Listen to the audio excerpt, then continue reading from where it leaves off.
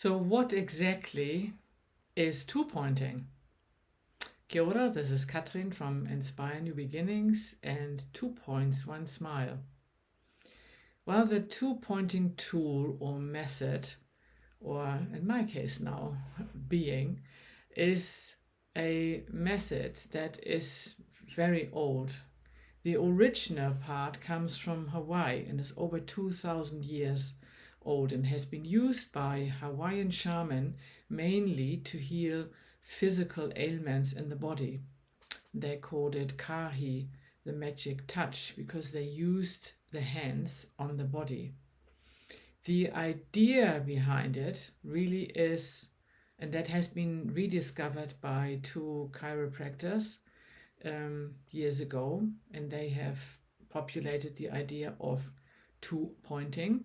The idea really is, first of all, to connect with the quantum field, or with all there is, or with what I call everything is light and information. The basis of the work, it happens at your mind level, your spirit level. That's where it really happens. You are actually not doing anything. You are allowing a process to happen, and the allowing can only happen when you connect with that field in a particular way. So what do these 2 points then represent? Well, our brain always needs a little structure and some concepts so it can work with something. We could basically achieve all of this by all entering the heart space, being grateful and letting go. However, if you've never done anything like this, even the word heart space might be a foreign concept. You don't know how to get there and how to do this. So therefore, I kind of sometimes explain a little bit so your brain can think, okay, this is how it works. It's not necessarily completely how it works, but your brain has a concept. If your brain is relaxed, then all the process can happen a lot faster, and your body is completely relaxing because your brain is not constantly asking questions, basically. So now, 2 points. One represents the so-called problem, or what I like to call the blocked energy. And the second point is representing the solution to this blocked energy to be released so the energy can flow freely again. That's what basically two pointing is. By allowing this process, by allowing the energy to flow, not necessarily saying how this is supposed to work or what the outcome will be, by just allowing this, by having a representation, this is the problem, this is the solution, or a solution, because there are always many, and by allowing this process, the energy flows again. So in a blocked state, whether your blocked state sits somewhere in your emotional body, in your mental body, in your physical body, or in your spiritual body, the problem is showing itself as in your physical body as an illness or a hurt or a pain, physical pain. In your emotional body, it may show as a constant, repeating, destructive kind of pattern. I don't want to say that anger is a bad emotion. However, if you're constantly living in a state of anger, that's detrimental to your physical and emotional well-being, and therefore it is a blocked state. The emotion itself is not, but if it's constantly there and it's not allowed to flow freely and therefore also to disappear freely again, it can become a problem. Mentally, the same. So all of these, I prefer not to name anything specific, because when we name something, most of us already have preconceived ideas what that means. Therefore, I try to use language that is more open, and you either have no idea what it means, but you also, if I say, a good example with this is, if you go to the doctor and the doctor says to you, you have cancer, you already have a very good preconceived idea about what cancer is, what happens, what the result is, and you're mainly in that moment get into a shock kind of state, because when a doctor says to you, you have cancer, the end result in your mind is, I'm going to die. If the doctor would say to you, you have an energy block, completely different scenario, could mean the same in that instant, but if he says you are having an energy block, you are still far more relaxed, and therefore you can also listen to solutions or to ideas how to release that energy block. So this was just an example about words and what they mean, and maybe using language that is less strong is not the right word. I'm trying to find the right word, but where we have less connotations and where we can be just open and see what happens.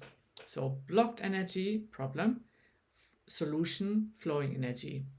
When we are now connecting these two, that's when, in that state of being grateful, connected with everything in light and information, being in the quantum field, being in our heart space, being grateful, there is a certain structure at the beginning to learn this, and later on you can do it in any way you like.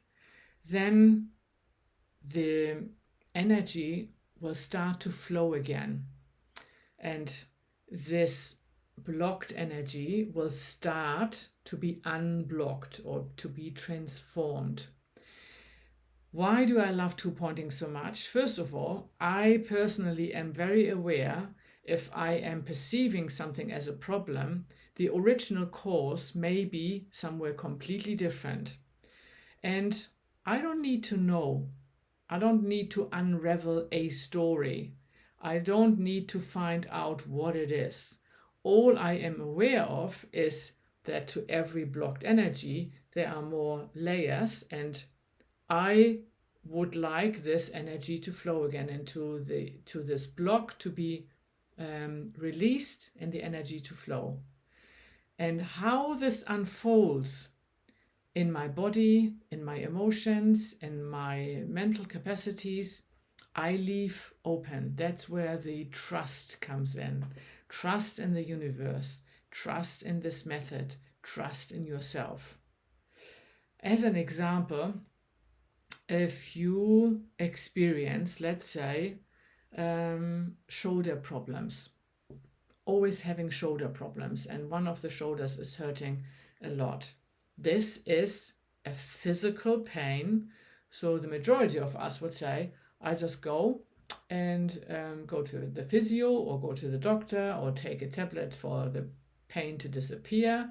We would deal with the symptom. Underlying this shoulder pain usually is something else. Maybe it's on an emotional level. Maybe it's on the mental level. Maybe it's in a past life level, if that concept speaks to you. But there are different dimensions, different levels, and now I don't need to know where exactly the original cause is or the original problem is.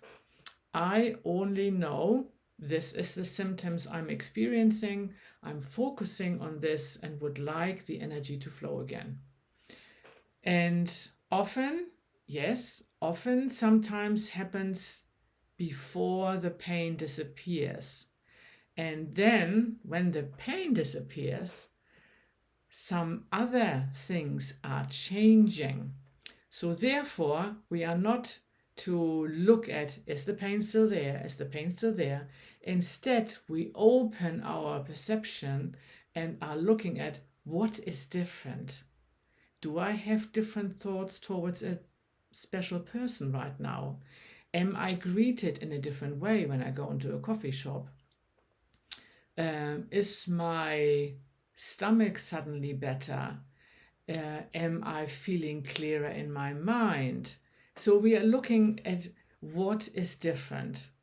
And by doing that, we release the constant focus on this and are open to understanding this is the result of something that happens on different levels. And the original cause may be somewhere completely different.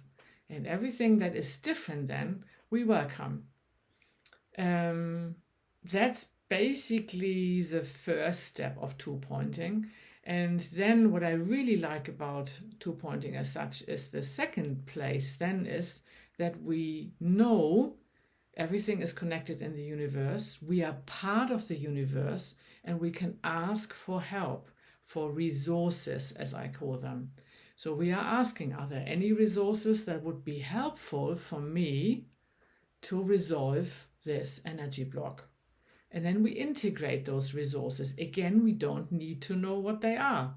We are just saying, are there any? And integrating them. And finally, we are connecting with that aspect of us that has already resolved it. You can call this aspect your future self. You can call it basically your future human body. You can also call it your wiser part, because on some level, in some dimension, because we are existing on different levels, this is already done. This is already resolved. And we are connecting with that aspect, and that is then helping us or guiding us and pulling us towards the right kind of way. So what does it do? It teaches us initially very much to really go inward, to trust ourselves and trust our intuition. Learning, for some it means learning actually to listen to your own intuition for the first time. Because most of the time we are just following the path of someone who instilled certain beliefs, certain ideas in us, whether it's our parents, our teachers, our grandparents, our culture, etc. And listening to you, to your soul, to your inner voice is one of the most important things we can learn. And the second part that I really like, your consciousness is expanding. By leaving solutions open, by not stating, oh, there's a problem, and I think that is the perfect solution for us, so please connect the two. We are opening ourselves up to all the possibilities and all opportunities that are out there.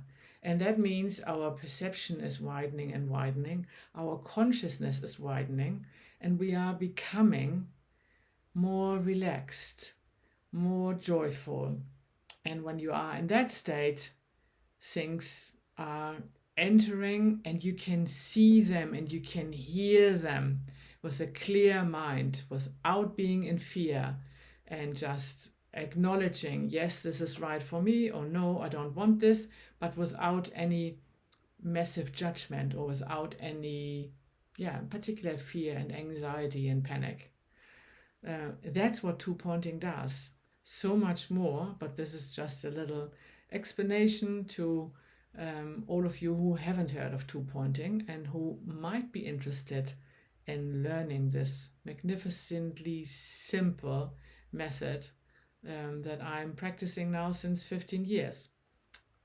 If you are, subscribe and let me know, and then we see what we can do. For now, I wish you a happy day, joyful smiles, and bye for now, until next time.